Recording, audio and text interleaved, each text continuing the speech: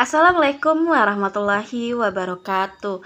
Halo semuanya, kembali lagi dengan saya Oktavia Wulandari dengan NIM 4012311035. Pada video kali ini saya akan memberikan jawaban atau analisis terkait pelanggaran HAM berat yang ada pada film dokumenter Jagal atau The Age of Killing.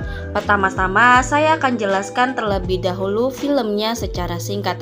Nah, Jagal merupakan film dokumenter yang membahas peristiwa pembantaian massal yang terjadi pada tahun 1965 sampai dengan 1966 di Indonesia.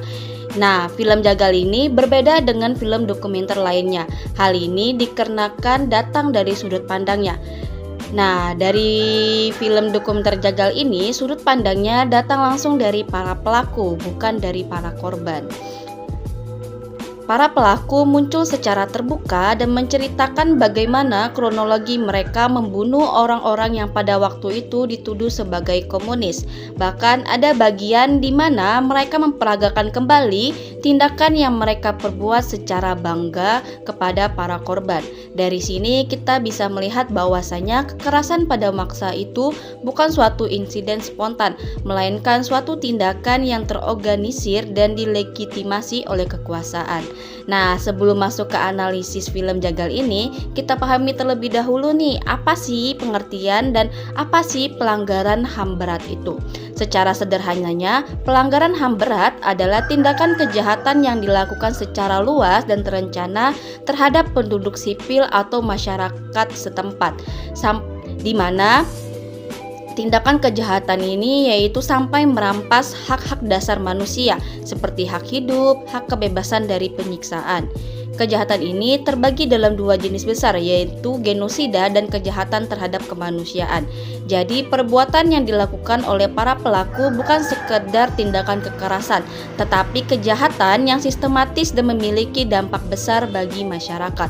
Nah, pelanggaran HAM berat yaitu memiliki pengaturannya. Yang pertama yaitu diatur dalam Undang-Undang Nomor 26 Tahun 2000 tentang Pengadilan HAM yang mengatur mekanisme penegakan hukum terhadap pelanggaran HAM berat, termasuk genosida dan kejahatan terhadap kemanusiaan.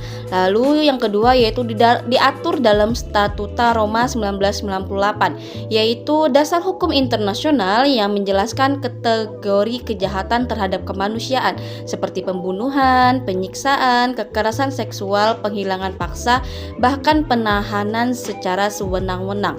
Lalu yang ketiga yaitu diatur dalam Deklarasi Universal HAM tahun 1948 yang menjadi landasan global mengenai hak-hak dasar manusia terutama hak hidup.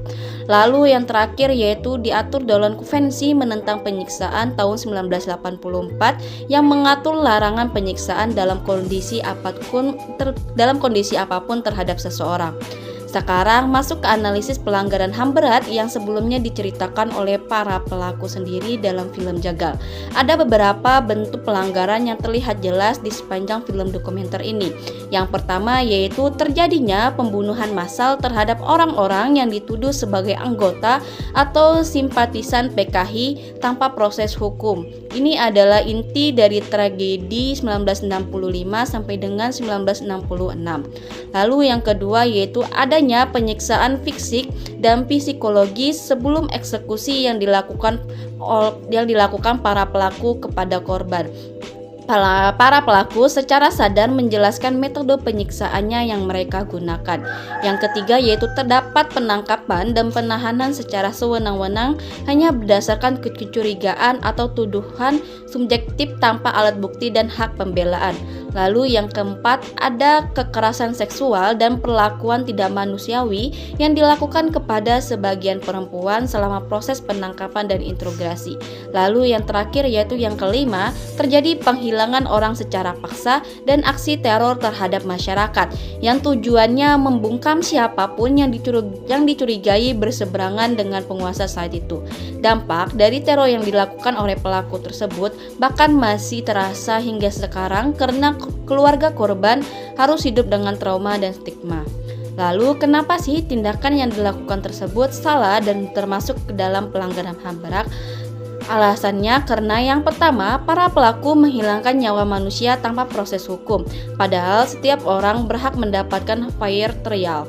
Lalu yang kedua yaitu tuduhan terhadap korban bersifat subjektif dan tidak berbasis bukti. Yang ketiga yaitu tindakan dilakukan dengan cara-cara kejam dan merendahkan martabat manusia. Lalu yang keempat yaitu pelaku melakukan kekerasan bukan dengan rasa bersalah, tetapi dengan kebanggaannya yang menunjukkan bahwa kekejaman sudah dinormalisasi.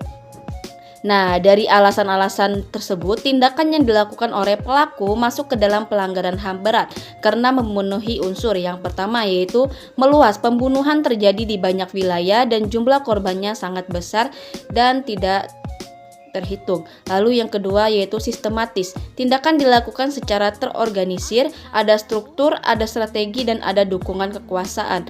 Lalu menargetkan penduduk sipil, korban bukan kombatan tetapi masyarakat biasa yang dicap sebagai musuh negara. Lalu merampas hak dasar manusia, terutama hak hidup, hak martabat, dan pelindungan hukum. Jadi, apa yang dilihat dalam film Jagal sangat sesuai dengan definisi pelanggaran HAM berat menurut Undang-Undang Nomor 26 Tahun 2000 maupun Statuta Roma. Dari film Jagat ini menyadarkan kita bahwa tragedi pada tahun 1965 sampai dengan 1966 bukan sekedar konflik politik, tetapi juga tragedi kemanusiaan yang merampas martabat manusia. Dampaknya masih terasa sampai sekarang karena trauma, stigma, dan ketidakjelasan keadilan masih membayangi keluarga korban. Film ini menjadi pengingat bahwa penegakan HAM tidak hanya tentang masa lalu, tetapi juga tentang mencegah pelanggaran yang sama untuk terulang di masa depan. Sekian pemaparan analisis dan jawaban saya terkait dengan pelanggaran HAM berat yang ada pada film dokumenter Jagal. Jika ada kesalahan, saya mohon maaf. Terima kasih. Wassalamualaikum warahmatullahi wabarakatuh.